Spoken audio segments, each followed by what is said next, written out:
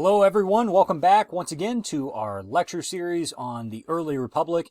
We last time took a look at the Constitutional Convention and identified some of the structures, some of the collaboration, and some of the compromises that ultimately the framers of the Constitution came to in order to get this new government up and running and functioning. But even after they wrote the Constitution itself, it was still not decided. They had to take it to the states, and each state would have to ratify. Actually, 9 out of 13 would have to ratify for it to go into effect, but they understood that really for the whole thing to work, they needed everybody's participation. So ultimately the goal is unanimous ratification, but it was going to take a lot of convincing to get there. So today we're going to look at the arguments for and against the Constitution. So get your notes ready. Let's go ahead and get the presentation rolling, and let's take a look at it. So we left off by talking about the first part, them sending out the Constitution to states for ratification, and I left off at letter B there, the Federalists, what they are arguing. Now, ultimately, many of these men are going to turn into what become the Federalist political party later down the road, but we're not quite there yet. In fact, some would actually serve on the opposite side. We'll talk about the Democratic-Republican Party that emerges later on. But for the Federalist side, those that were arguing, yes, we need a federal constitution. That is their main argument. Yes, this is necessary. This is needed. Some of the most notable Federalists, George Washington, he did not play party politics. Washington always, in fact, in his farewell address, he will leave us with the reminder that political parties tear people apart. And man, 2020, I think, is probably a great example of what Washington was trying to identify there. James Madison, who of course is the father of the Constitution. He is the primary author of it. I guarantee if you haven't taken your Constitution test yet, that will be on there. No, James Madison is the father of the Constitution. We have Alexander Hamilton, which will become a very influential figure moving on. And Benjamin Franklin was also in need. He understood that, while we do have to fear tyranny, at the same time, we do need a little bit more structure, and a federal system would allow for that. And finally, we have John Jay, who will become very influential in the Supreme Court later on, but right now he is arguing that we do need a constitution and would be one of the authors of the Federalist Papers. So, how do you convince a populace that a constitution is needed? Well, at the time where there's no radio, there's no television, people did read newspapers. And so, in particular, James Madison, Alexander Hamilton, and John Jay wrote a series of influential letters, basically op-eds, to newspapers around the country, trying to convince them that they needed to have a constitution in place. Now, these papers would eventually be collected and published as a set book that, if you ever take political science or history classes in college, undoubtedly you will have to purchase and read through. But that collective set of letters are known as the Federalist Papers.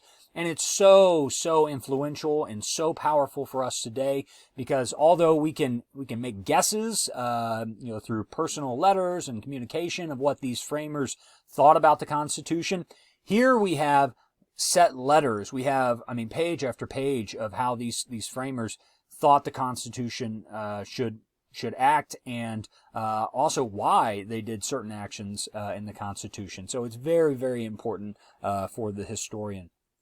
Now, sometimes they published their own name, but they also understood that in some areas they may not be as well liked as others. So sometimes they wrote under a pseudonym. Publius, which means Latin. In Latin, it means public. So they are writing as if they are the public at large. So trying to get people to understand that they represent them and their views.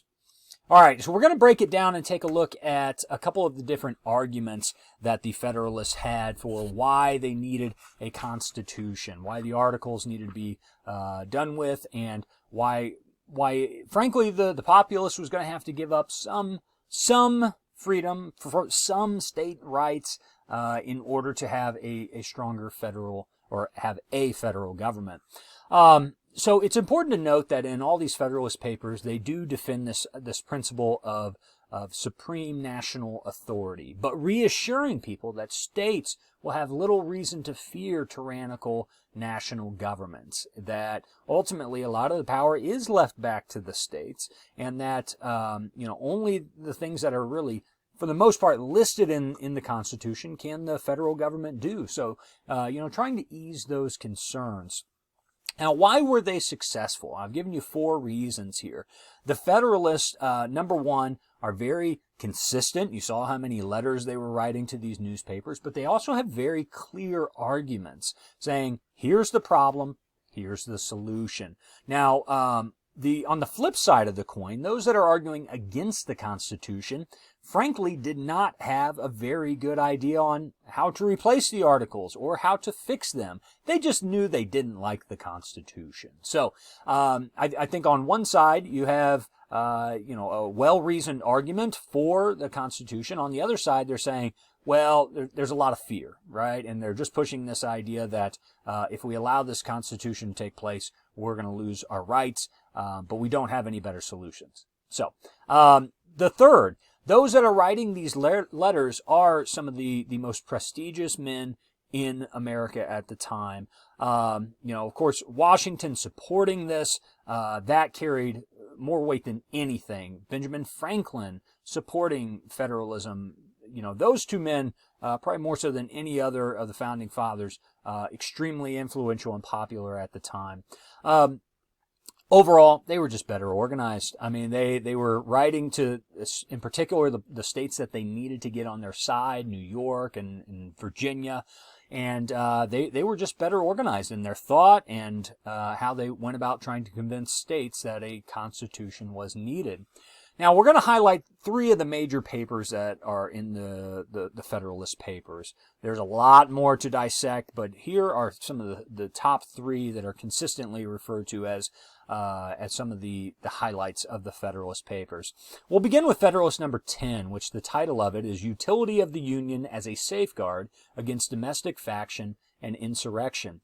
It was just the year before that Shays' Rebellion had taken place, and we saw over 1,000 farmers grab their guns and pitchforks and hit the road, threatening to overthrow the entire state government.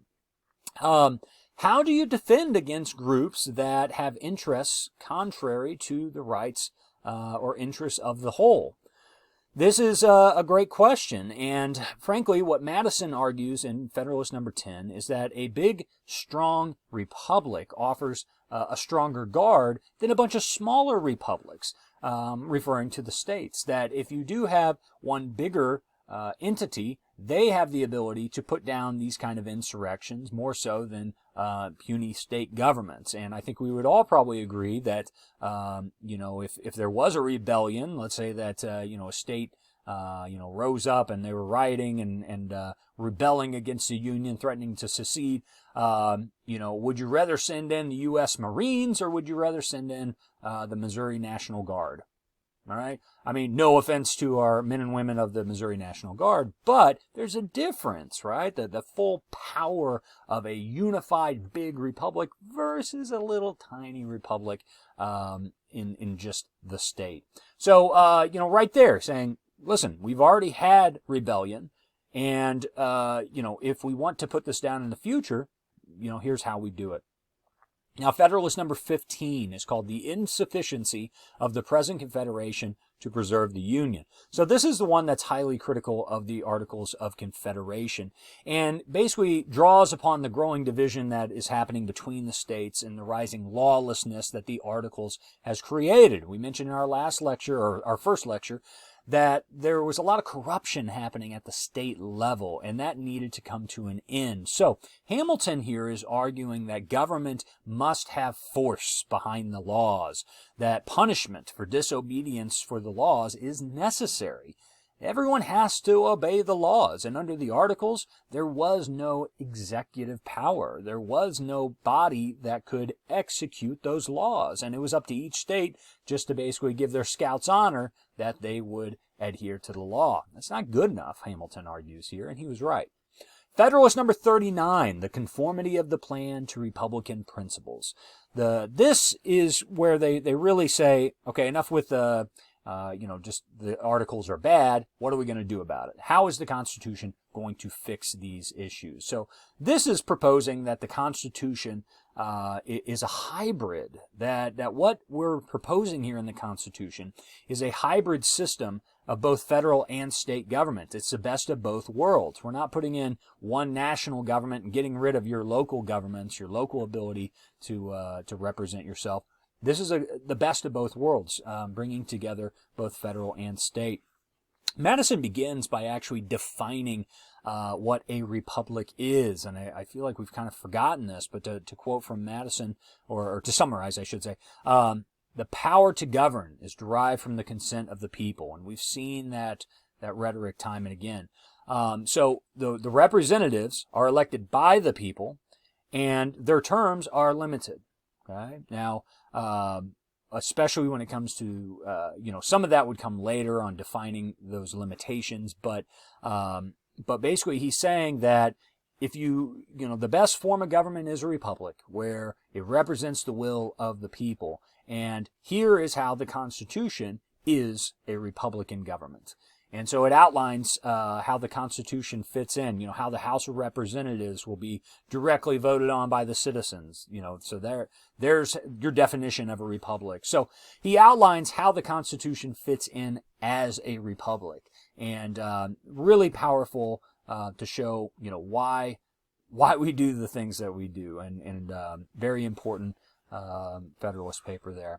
Now there was another side of the coin, and you can see a number of these again, influential figures: Patrick Henry, Richard Henry Lee, who was a Revolutionary War hero, George Mason, George Clinton, Sam Adams, Elbridge Gerry, John Hancock, who was very influential during the Revolution up in Boston. These are some pretty powerful figures as well.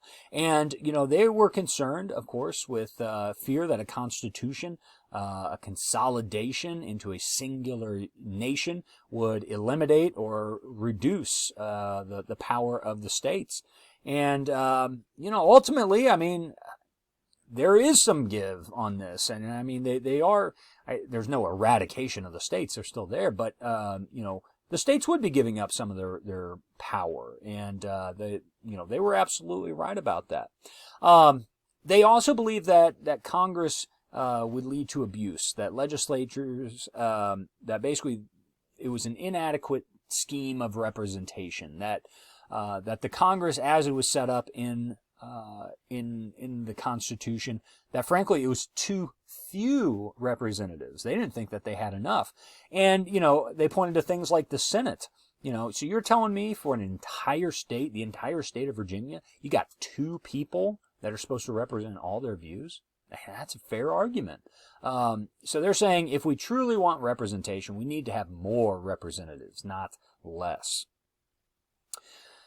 They also, I guess before I move on there, they also pointed to what they saw as issues in terms of terms and the lack of limits. So, they thought that senators being able to be reelected for their entire life, that was too much. Remember, they're coming from a system where you can serve basically a maximum of 3 years. And you're talking in one term as a senator, doubling that. And then you're saying you can serve for the rest of your life. They're looking at this saying, hey, we're doing the opposite things that we fought against in the Revolution. Another major point that the Anti-Federalists make is that the Constitution defies the establishment of this principle of separation of powers, because they link the branches together. They force them to basically be dependent on one another. And in particular, they had major concerns that if one group were to kind of control the White House, or what would be the White House, the presidency, I should say at this point, and in particular the Senate, a smaller group, which remember at the time, 13 states, it's only going to be 26 guys, that you're talking about 2 of the 3 branches of government, frankly, being controlled by 27 men. All right, the entire nation falls into the hands of 27 men, and they can create complete gridlock. That's too few in their mind, and they thought that this created, this linkage, would create kind of a proto monarch, if you will, due to the fact that the president handles so much of the foreign relations, the Senate as well, confirming those positions that the president puts out. And so they're concerned with the powers of the executive, the powers of the legislative branch. And again, I think there's been frustration in recent years. We've seen what happens when the Senate and the White House are controlled by a singular party, and it can create gridlock. It can create problems to where they can really kind of shut down things. So these were smart guys. I mean, these are not. Sometimes I think we don't give them enough credit because these were very intelligent men having very rational arguments as to understanding the full implications of the future of what they were about to do. Could last for days or could last for centuries, and they're trying to plan out, not only looking at history but what could happen in the future. So I'm glad they had time for these conversations. There were ultimately the biggest point that they made was that they had very much concerns of liberty. One thing you have to remember about the English system of law was that, in particular, the judiciary had kind of been used over time as kind of an agent of the executive, of the monarch of Great Britain, and the judges had really been, instead of really following the law, kind of been more loyal to the king. And they were worried about that here. They were worried that, hey, you got a Supreme Court set up filled with people from the presidency that has been handpicked by the president. They're going to be more loyal to the president than they will to the law. And thankfully, I think we've avoided that usually. That's always a fear, but they're suspicious of a national judiciary instead of just being, tried by your peers in your own state. Another issue about security of liberty, they, and again, this was their biggest, perhaps I should have put it at the top, the lack of a Bill of Rights. They were concerned that there was not a set list of rights reserved for individuals. And they pointed to state constitutions, and they said, listen, most of our states have constitutions that list things like freedom of speech and freedom of religion. How come this national document is not listing those? And I'll butt in here with the Federalist argument, because many of them, Madison in particular, said it's not necessary because the federal government can't do things that aren't listed in the Constitution.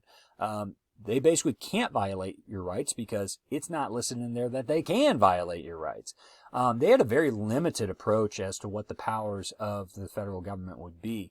But I'm thankful there was some compromise here, because ultimately the Anti-Federalists were correct that that down the road the government would violate the rights, the individual rights of citizens.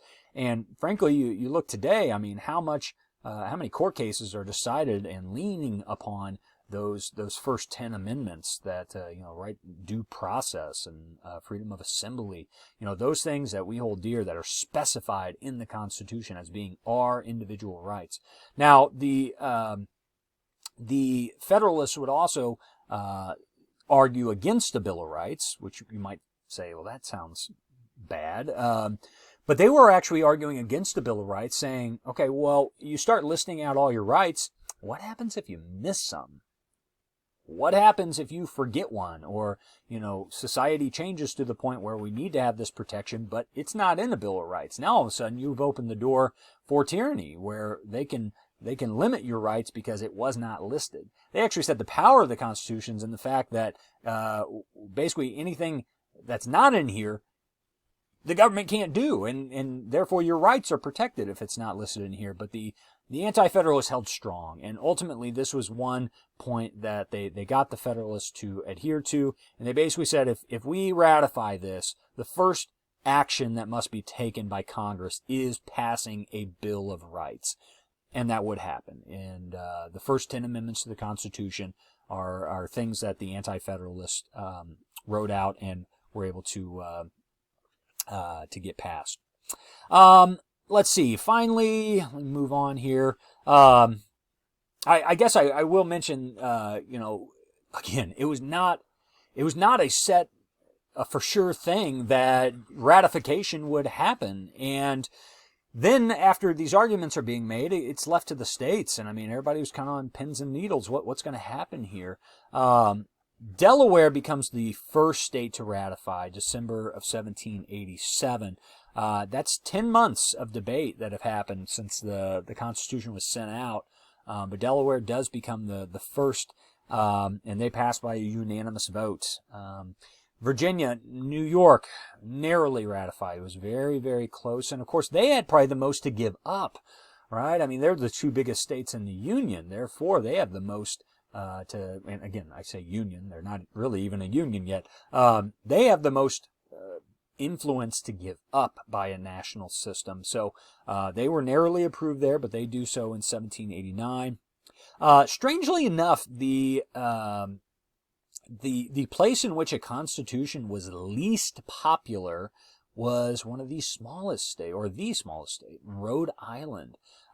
They actually put it to the people, and the people rejected the Constitution in an election. They said, no, we don't want this. In fact, once a constitutional convention was actually formed in 1790, 2 years later, that said, okay, we will pass this. There was actually an angry mob of over 1,000 people armed that marched on kind of a Federalist celebration about this. So the Anti-Federalist cause was very strong in Rhode Island. And that might be somewhat shocking to you, but that was the case.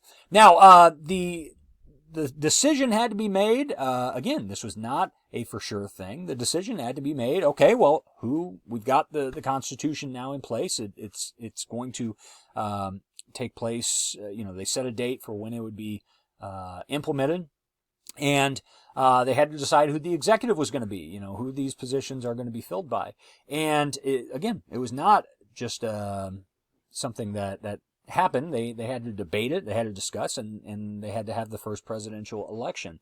Now, what's unique about this is that people, since they had already selected electors to, be a part of that convention and whatnot, they did not have a general election. People did not vote for this first election for George Washington. He was selected by groups of electors. All states that had approved the Constitution by the first Wednesday in January of 1789 would appoint electors for that day. And the decision was made that when it went in place in January, that they would assemble in February of 1789 to vote on president, and that the new Constitution would be applied. It would begin in March.